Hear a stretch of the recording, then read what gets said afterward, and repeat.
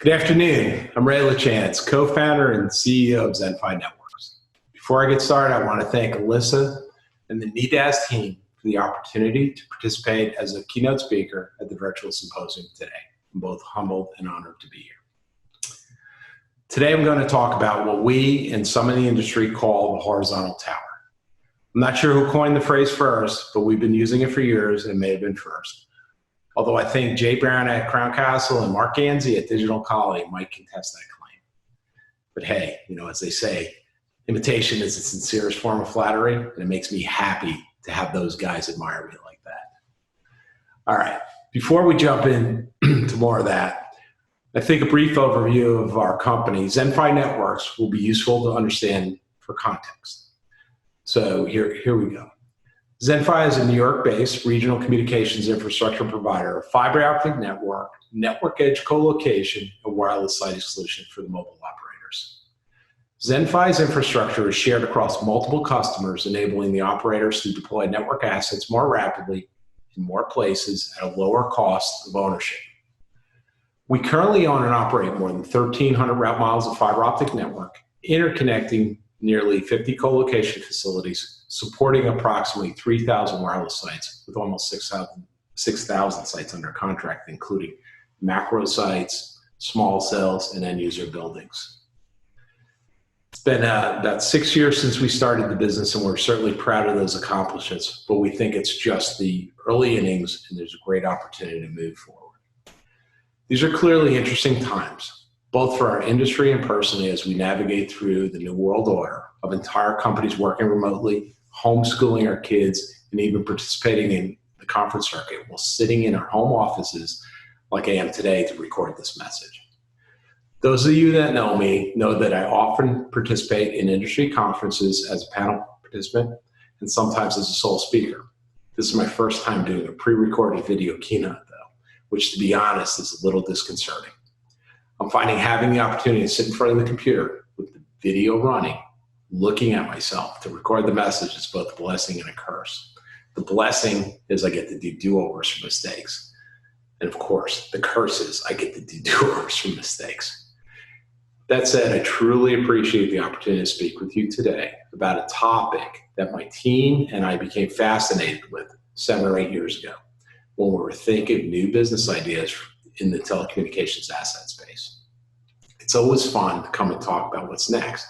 And when Alyssa offered the opportunity for this keynote, I felt it might be interesting to discuss how we at ZenFi Neworks view the mobile wireless ecosystem today.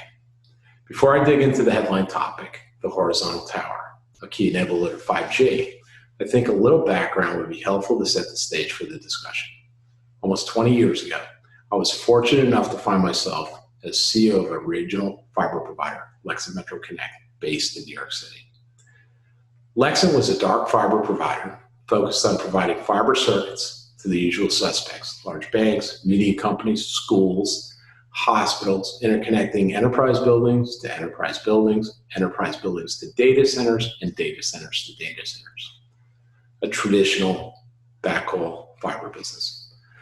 In hindsight, legacy was a legacy backhaul fiber provider that solved for what I now call a sparse networking problem with high capacity fiber optic cables interconnecting sites few and far between. These backhaul networks are just as important today as they were 10 or 20 years ago. However, we have a new problem to solve for as the wireless industry evolves from 4G to 5G. In 2014, when we launched ZenFi, we started building fiber optic networks around New York City. Our peers in the industry thought we were just building another fiber business like Lexington. However, we had a very different plan to build an underlying wireless infrastructure business that not only provided fiber circuits, but solved for the complete end-to-end infrastructure needs of the mobile operators. When we began using the term horizontal tower to describe what business ZenFi was in a few years ago, it was not just to be opportunistic and partake in the stratospheric valuations afforded to the tower companies, although we'll take that all day long. At the time we were starting up, we were seeking an opportunity to build a business that would support what we believed would be one of the greatest growth areas in telecommunications, providing turnkey infrastructure solutions, supporting the mobile operators as they densified their 4G networks, while providing a path forward and evolving to ultra-dense 5G networks. So as I said, we'll take the comp and believe it's completely appropriate since we're building a collection of hard network infrastructure assets similar to tower owners that high credit quality counterparties like mobile operators are willing to sign long-term leases with escalators to use it for 10, 15, or 20 years or longer. Setting aside the massive asset class growth and financial opportunities, I'll describe why our product offerings and solutions are more like a tower company than a traditional fiber provider, even though providing fiber networks is a core fundamental element of our business. Our thinking at the time was that a convergence theme in the telecom industry needed to play out between wireless network, wireline network, and data center operators. In 2020, that convergence is evident to everyone. But 6 or 7 years ago, I was always perplexed that that the so-called fiber and data center companies weren't showing up at the wireless conferences, and conversely, the wireless crowd wasn't showing up at the data center conferences. Today, the lines are blurred, and it's clear that to be competitive in the communications infrastructure space and provide solutions to mobile operators, you must provide end-to-end infrastructure that includes fiber optic networks, network edge co-location, and wireless siting solutions for small cells and macro sites. Please note that I'm using the term small cell loosely to capture the whole class of low-powered sites being close to the user, including actual small cells, mini macros, remote radio heads, DAS remotes, and Wi-Fi access points, etc. As we all know, 5G promises high bandwidth delivered at low latency with quality of service and class of service controls that will enable applications we can't even imagine today. To deliver on the 5G promise, operators need to add capacity to the network, and there are 3 primary ways to do this. 1, by buying spectrum, CBRS, C-band, 28 gig, 39 gig, check that box. Making spectrum more efficient, 5G's OFDM modulation technique makes that, or checks that box. And then there's thirdly, densifying or adding more cell sites to increase the amount of available capacity in the network. With hundreds of thousands of new cell sites planned throughout the US, and some estimates reaching 800,000 sites in the next 5 years, clearly this massive undertaking is still a work in progress. While operators and equipment manufacturers tackle the spectrum and modulation techniques, shared communications infrastructure providers like ZenFi, Extenet, and Crown Castle are working on building out the physical infrastructure to support the mobile operator needs. So what do we mean by horizontal tower? Well, we often use that term in 2 ways. In one use, we use horizontal tower as a proxy for the entire mobile communications infrastructure ecosystem, where the network of all mobile infrastructure assets is the tower of the past. In a more literal interpretation, the horizontal tower is the corollary to the vertical macro tower, where the baseband units on the ground are connected to the radio heads vertically a couple hundred feet in the air. So just pause for a second and visualize those same elements, baseband units in a neighborhood co-location facility connected via front haul fiber optic cables, running through the streets to a small cell or radio head mounted on a lamppost, street furniture or building facade, tunnels, or even on every floor of every office building. Again, try to visualize that same technology deployed vertically at macro tower site, except laid out horizontally throughout a neighborhood, a city, a suburb. And there you have it. That's the horizontal tower. It's genius, right? To further the analogy to the distributed RAN macro tower model, those neighborhood co-location facilities, like tower sites, are connected back to the carrier's mobile switching center or command and control via high-capacity fiber optic networks. One of the ways network operators are coping with the reality and preparing for the future of 5G is to transform the radio access network by centralizing its high-cost, complex elements in the cloud and distributing low-cost elements any and everywhere its users are using small cells. This cloudification of the RAN, commonly referred to as C-RAN, will ultimately increase the performance, enhance flexibility, enhance the services, and reduce overall costs, both CapEx and OpEx.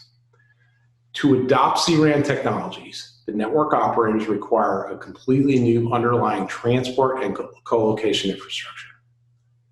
Before we jump into the infrastructure piece, let's take a step back and describe what C-RAN technologies will do in a 5G world. To understand C-RAN architecture, let's first review a typical distributed RAN architecture. In a distributed RAN, the costly base station components and routers are located at each cell site. In this case, the baseband units and remote radio heads are interconnected via a protocol like CPRI or others that run over front-haul fiber circuits. Wireless signals are processed by the radio head, and the signal is passed on to the baseband unit to process calls and forward traffic to the mobile core via an Ethernet backhaul. In contrast, the same technologies are used, except the baseband units are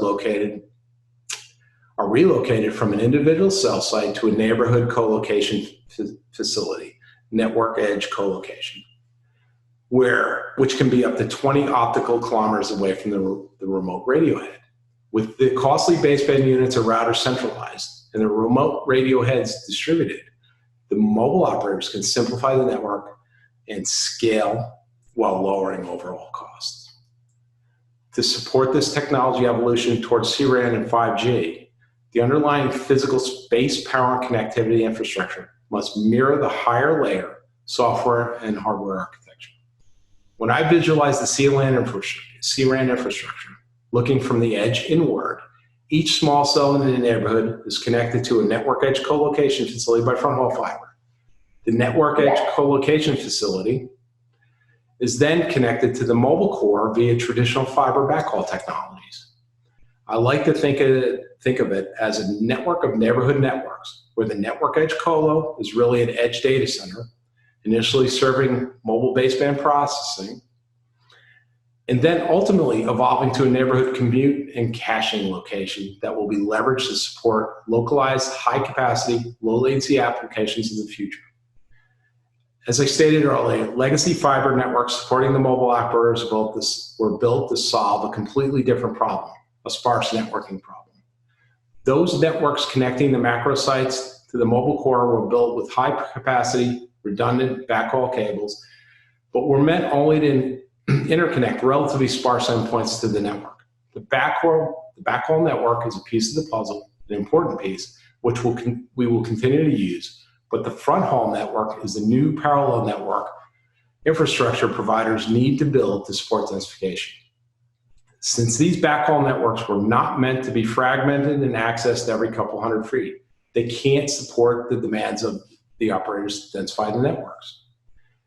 In an ultra-dense urban environment, New York City, for instance, mobile operators plan to place small cells at almost every intersection, as well as mid-blocks across all 5 boroughs. In Manhattan, which has over 3,300 intersections in a very small footprint, those small cells can be as close as 100 to 200 feet apart. So how do we get from the backhaul networks of today to the front-haul networks we need for tomorrow? First, let me reinforce, all fiber networks are not created equal, and the legacy backhaul networks are not forward compatible. What I mean by that is they can't be retrofitted to become a front-haul network. While there is already a lot of fiber deployed in the city of New York, a city like New York, the only way to solve this problem is to build out new front-haul fiber networks using new techniques and new technologies. The new front-haul infrastructure is being built with high-capacity specialty cables ranging from 288 fibers to 1,728 strands or more. But unlike legacy backhaul networks, they are highly accessible, enabling closely spaced laterals and interconnecting densely populated small cell sites to their network edge co-location centers. So what am I saying here?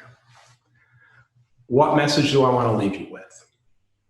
The only way 5G promises of high capacity, low latency connectivity, enabling applications we can't even imagine today, is if Fiber-based architecture converges where you take the fiber and you connect it to the macro sites, you connect it to the small cells, you connect it to the Wi-Fi, and you bring it back to common aggregation centers on the front haul fiber links. Then you process and aggregate the traffic and send it off to the mobile core on backhaul fiber links. For that to happen, we as an industry need to build a new cohesive, heterogeneous C-RAN infrastructure. And now we're getting into it. Once again, the concept of convergence, where we've got co-location facilities merging with fiber, merging with macros, merging with small cells, and at the same time being managed by an end-to-end software layer for command and control. So you literally have, in 5G, the only way it works is if all 5 pieces of the ecosystem work together. 5G is a completely different battle. A new space, power, and connectivity infrastructure to support 5G. It's a completely new war that we've begun to fight. It's all about convergence. So to wrap things up, the horizontal tower is really just a proxy for the convergence thematic in the industry today. As we evolve from the late innings of densified 4G networks to the early innings of building ultra-dense 5G networks, it's clear that an entirely new infrastructure needs to be built to augment the work that you've all done so successfully over the past 30 years. We all have a lot to do and a lot to look forward to, and I look forward to working with you and other industry leaders to bring the 5G vision to life, town by town, city by city, and street corner by street corner.